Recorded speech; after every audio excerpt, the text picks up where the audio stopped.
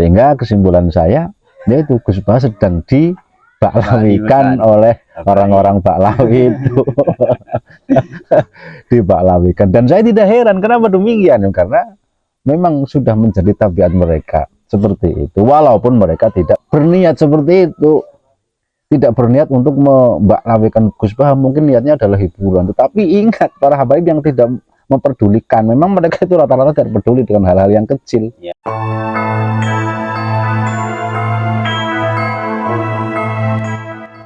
Assalamualaikum warahmatullahi wabarakatuh. Assalamualaikum warahmatullahi wabarakatuh. Kembali lagi di channel ini. Kali ini saya akan menanyakan soal Gus Bah yang diajak joget-joget yang saya lihat di media sosial YouTube, karena saya melihat ada seorang Habib mengajak Gus Bah joget-joget, Gus.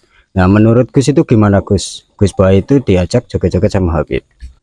Assalamualaikum warahmatullahi wabarakatuh. Waalaikumsalam warahmatullahi wabarakatuh. Hamdun wa syukrun lillah. Nasta'inuhu wa nastaghfiruh wa na'udzu bihi min syururi anfusina wa min sayyiati a'malina. May yahdihillahu fala mudilla lahu wa may yudlilhu fala hadiyalah wa la haula wa la quwwata illa billah. Amma ba'd. Selamat malam Mas Hendra. Selamat malam. Ini mumpung lagi ngerokok-ngerokok bareng saya sama Mas Hendra, kebetulan Mas Hendra ini menanyakan ke saya tentang Gus Bah yang diajak joget oleh habaib ya. Habaib, saya kira habaib itu banyak habibnya yang ngajak beliau joget ya. Kalau ditanya tentang Gus Bah yang diajak joget oleh para habaib, jawaban saya itu banyak. Yang pertama, saya melihat sosok Gus Bah dalam jogetnya itu, tentu Gus Bah sudah tahu boleh apa tidak, pasti Gus Bah sudah mengetahuinya. Tidak mungkin Gus Bah melakukan sesuatu tanpa adanya dasar. Itu yang pertama, Mas Hendra. Ya. Yang kedua, dan ini harus dicatat bahwa Gus Bah itu milik semua. Gus Bah itu sosok ulama panutan semua kalangan, Ya. baik Nahdliyin maupun yang bukan Nahdliyin. Gus Bah ahli tafsir, Gus Bah ulama Nusantara, produk murni Nusantara. Dia tidak kemana-mana tapi alimnya mendunia. Produk Nusantara tapi ilmunya mendunia. Jadi Gus Bah ini adalah sosok yang sangat-sangat dihormati oleh semua kalangan, apalagi saya. Jadi dalam kapasitas ini seharusnya saya tidak boleh komentar. Kenapa Gus Bah melakukan seperti itu bukan ranah saya untuk mengomentari, karena saya yakin Gus Bah itu tahu dan sudah sesuai dengan porsinya, sehingga beliau mengambil sebuah keputusan dan langkah untuk melakukan tari Javin bersama para habaib. Itu yang kedua. Yang ketiga, nah ini yang perlu digarisbawahi, yang lebih tebal lagi garisnya. Nah ini habaibnya. Habaibnya kok bisa mengajak Gus Bah untuk tari Javin. Nah ini yang perlu saya jawab, saya komentari mungkin ininya, Mas Hendra. Ya. Walaupun sebenarnya seandainya saya ikut mengomentari Gus Bah atau mungkin mengkritik mungkin kayak gitu, saya yakin Gus Bah akan ridho, karena Gus Bah seorang ulama besar. Beliau akan ridho dan tidak mempermasalahkannya selama saya mengomentarinya dengan ilmu, tidak menjelek-jelekkan. Saya kira Gus Bah akan ridho walaupun komentar saya salah. Ya. Walaupun saya termasuk orang yang adab, tidak sesuai dengan kapasitasnya, tetapi mengomentari seorang ulama besar sekelas Gus Bah. Tapi saya tidak akan mengomentari itu. Nah, kembali bahwa yang akan saya soroti adalah habaib mengajak Gus Bah untuk melakukan tari Javin atau joget bersama. Saya tidak heran kenapa habaib melakukan itu. Jangankan Gus Bah, makam pun dibaklawikan. Ini para habaib, jangankan Gus Bah, makam pun yang sudah tidak ada sosoknya di dunia ini pun ditarik-tarik untuk menjadi sekelompok dengan mereka. Ya, makamnya Sumodiningrat dibaklawikan di Semarang dengan Habib Toha bin Yahya, Habib siapa, Hasan ya bin Yahya. Kemudian banyak lagi itu yang dibaklawikan, makam saja dibaklawikan, apalagi Gus Baha. Berarti ini ada proses pembaklawian Gus Baha. Jadi artinya Pak Gus Baha akan diajak melakukan sesuatu yang tidak terbiasa dilakukan oleh Gus Baha. Dan saya yakin sebelum ini Gus Baha tidak pernah melakukan tari Javin. Dan ini baru pertama, makanya terlihat kan di video itu Gus Baha itu sangat canggung, tidak nyaman lah dengan tarian-tarian itu. Dan apa namanya, ini mungkin baru yang pertama kali dilakukan oleh Gus Baha melakukan tari Javin itu. Sehingga kesimpulan saya, yaitu Gus Baha sedang dibaklawikan oleh orang-orang Baklawi itu. Dibaklawikan. Dan saya tidak heran kenapa demikian, karena memang sudah menjadi tabiat mereka seperti itu. Walaupun mereka tidak berniat seperti itu, tidak berniat untuk membaklawikan Gus Baha, mungkin niatnya adalah hiburan. Tetapi ingat, para habaib yang tidak memperdulikan, memang mereka itu rata-rata tidak peduli dengan hal-hal yang kecil. Apa yang akan timbul di dalam pandangan masyarakat, Gus Baha kok seperti ini dan seterusnya, mereka tidak peduli itu. Mereka memang tidak memedulikannya, tidak memikirkannya, apalagi memikirkan afatnya. Ternyata mereka sama Gus Baha saja tidak sayang.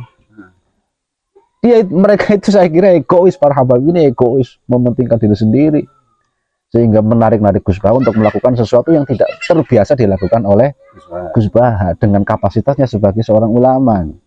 Walaupun sah-sah saja, sekali lagi saya katakan itu sah-sah saja, tetapi ada sesuatu yang tidak tampak yang seharusnya bisa dipahami dan bisa dilihat oleh para habaib, tapi mereka tidak mau itu. Dan mungkin dikritik pun akan apa namanya, akan marah. Dan itulah kebiasaan mereka, tabiatnya memang seperti itu, dikritik marah.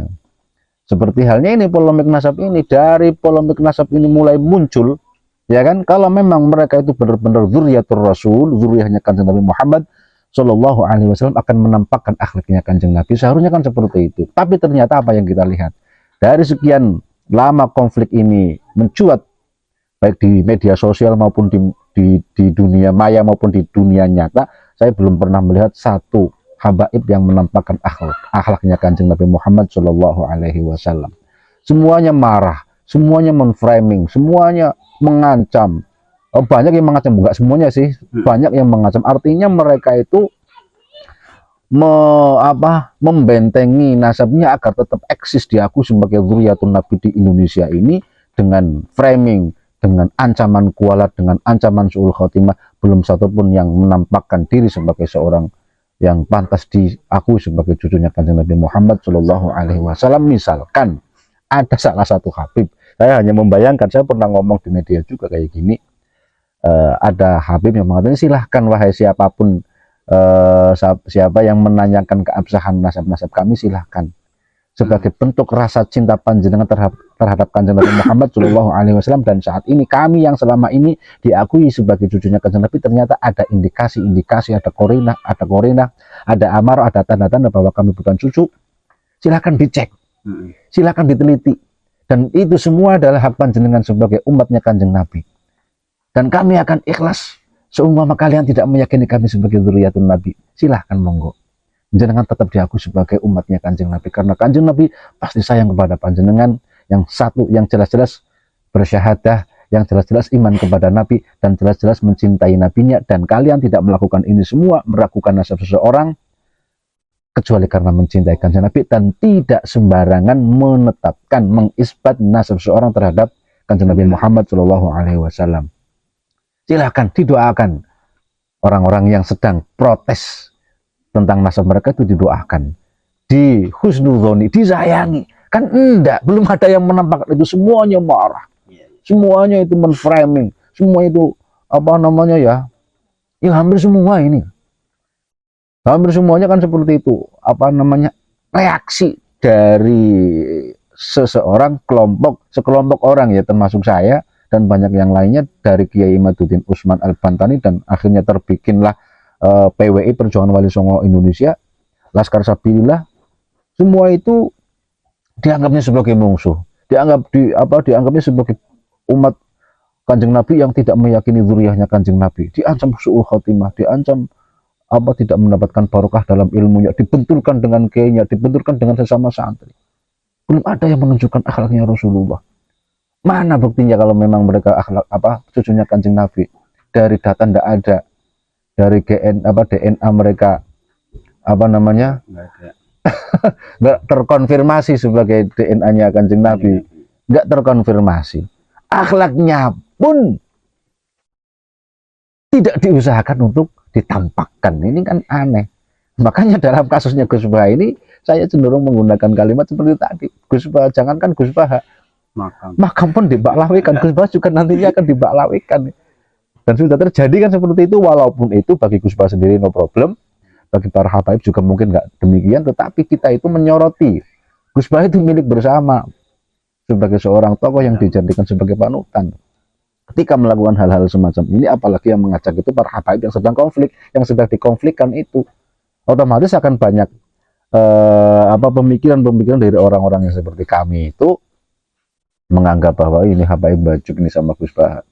Habaib itu tidak punya akhlak sama Gus Baha. Makanya ini ditampakkan oleh Allah Subhanahu wa taala. Kalau saya boleh bicara lebih ekstrim lagi, kalau memang ternyata mereka dzurriyyatun Nabi, yang akan ditunjukkan oleh Allah. Dan kita-kita yang selama ini tidak meyakini mereka, walaupun sebelumnya kita meyakini, akan susah meyakini mereka sebagai dzurriyyatun Nabi.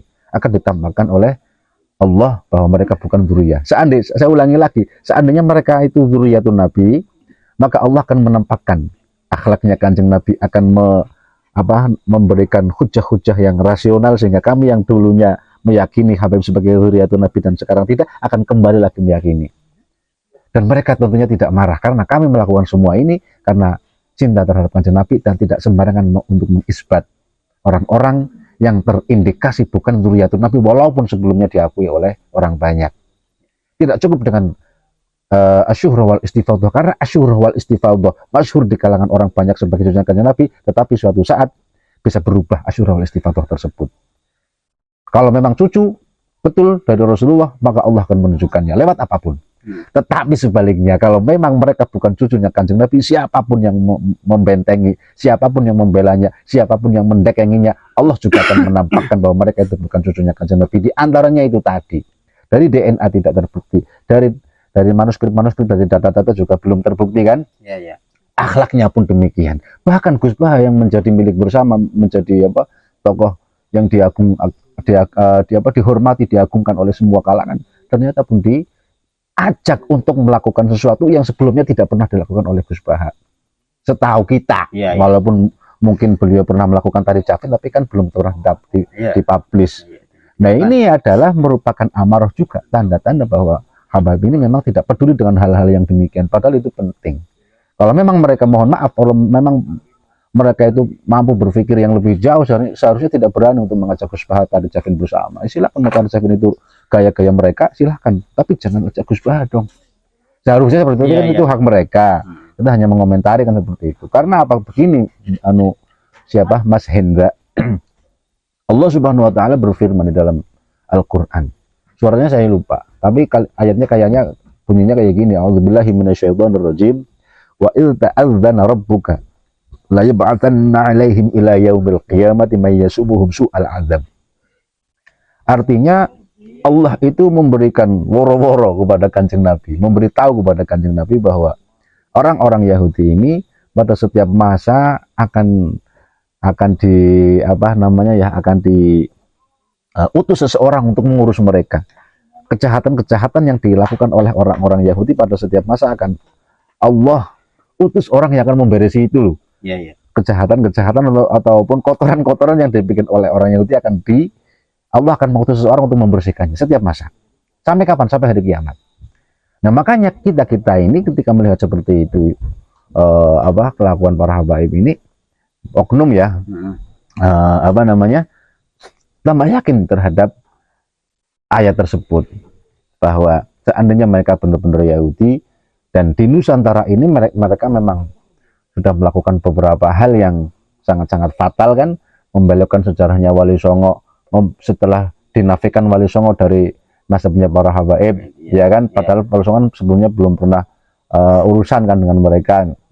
kemudian nasabnya dinafikan, sejarahnya dibelokkan, dan banyak lagi kasusnya pelecehan seksual kan juga banyak terjadi dari golongan para Habib. Kemarin Habib siapa di Cirebon, ya kan, belum lagi Habib-Habib yang masuk ke desa-desa, ke kiai-kiai, menjual atas nama jualan tetapi harganya di luar nalar itu kan, yang kiai-kiai tersebut tidak mungkin membelinya kecuali karena cinta terhadap Kanjeng Nabi. Nah, ini semua kerusakan-kerusakan yang saya kira fatal. Belum lagi ditambah pahlawan-pahlawan nasional kita diakui oleh mereka seolah-olah hanya mereka yang berjasa, dan juga banyak Habib oknum-oknum Habib ini yang mengatakan Indonesia tidak merdeka tanpa adanya para habaib. Ada juga yang mengatakan bahwa seandainya tanpa ada habaib, umat Islam Indonesia masih menyembah pohon. Ada juga kan, ada yang menghina ulama Nusantara, satu habaib kakinya, habaib yang bodoh satu kakinya itu lebih mulia daripada 70 kiai. Itu penghinaan yang luar biasa. Nah, hal-hal semacam ini adalah kotoran yang dibikin oleh mereka. Seandainya mereka benar-benar orang Yahudi, maka Allah akan mengutus seseorang untuk membersihkannya. Yakni dalam hal ini adalah Kiai Imaduddin Usman Al-Bantani. Kenapa harus Kiai Imaduddin Usman Al-Bantani? Oh, itu terserah Allah. Allah yang menentukan. Kenapa harus Kiai Imaduddin Al-Bantani? Dan banyak yang tidak terima. Ingat kejadian Kanjeng Nabi Muhammad SAW dari golongan Quraisy yang diutus oleh Allah, orang-orang Yahudi pun tidak terima. Kenapa bukan kami yang menjadi Rasul? Kenapa harus Muhammad? Saat ini pun sama. Kenapa harus Kiai Imaduddin? Ya itu terserah Allah. Padahal Kiai Imaduddin dulu adalah muhibbin habaib. Kitabnya pun ada itu. Al-Fikrah An-Nahdiyah juga masih mengatakan bahwa habaib adalah zuriatun Nabi masih. Tetapi berbalik sekarang kan bisa-bisa saja itu Allah yang menghendaki. Dan itu adalah bentuk aplikasi ataupun itu bentuk perwujudan dari firman Allah, wa idza adzana rabbuka itu tadi. Seandainya mereka benar-benar Yahudi, pasti akan diberesi oleh Allah. Dengan apa? Terserah Allah. Lewat siapa? Terserah Allah. Terserah Allah mau apapun. Siapapun yang akan menghalangi pasti akan tidak mampu, karena yang dilawan adalah Allah Subhanahu wa Ta'ala. Jadi dalam hal ini sekali lagi Mas Hendra, bahwa Gus Bahauddin Nur Salim adalah tokoh kelas dunia yang diagungkan oleh semua kalangan. Bukan hanya kalangan yang pro habaib, bukan hanya kalangan yang tidak menyukai habaib, bukan hanya siapa golongan Nahdliyin atau orang-orang NU, bukan hanya antara NU, orang NU dan Muhammadiyah, tapi semuanya itu banyak yang mencintai Gus Baha, menjadikan Gus Baha sebagai tokoh, sebagai patokan.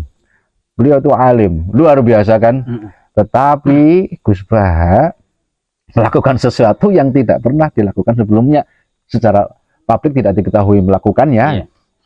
Dan yang mendorong atau membawa Gus Baha untuk melakukan hal ini, yakni dalam ini adalah Tari Jafin, adalah sosok yang sedang dipermasalahkan nasabnya, dan orang-orang ini tidak terima ketika nasabnya dipermasalahkan.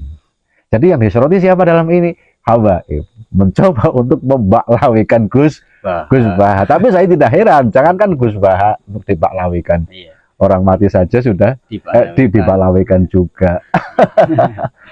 Mungkin begitu Mas Hendra. Ada lagi Mas Hendra? Ya, mungkin cukup Gus dari jawaban dari pertanyaan saya, dan jawabannya Gus itu emang sudah mantap lah bagi saya, dan sudah pas mungkin gitu loh menurut saya, orang-orang awam gitu seperti saya. Ya mungkin hanya itu kawan-kawan yang bisa saya sampaikan, dan saya yang bisa saya tanyakan kepada Gus Walib, dan pertanyaan dan jawabannya dari Gus Walib itu sangat gamblang sekali. Pemirsa, terima kasih kepada semua pemirsa, saya ucapkan selamat dan terima kasih. Assalamualaikum warahmatullahi wabarakatuh. Waalaikumsalam warahmatullahi wabarakatuh.